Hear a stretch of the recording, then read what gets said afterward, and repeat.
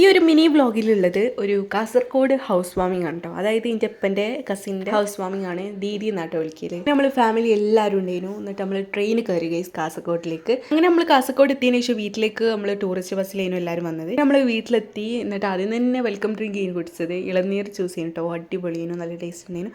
അത് കുടിച്ചപ്പോൾ തന്നെ ഒരു റിഫ്രഷിങ് ആയിരുന്നു ഗൈസ്. അങ്ങനെ അത് കഴിഞ്ഞ് പിന്നെ വീട് കാണലും പിന്നെ സംസാരവും ഒക്കെ ആയിട്ട് അങ്ങനെയും.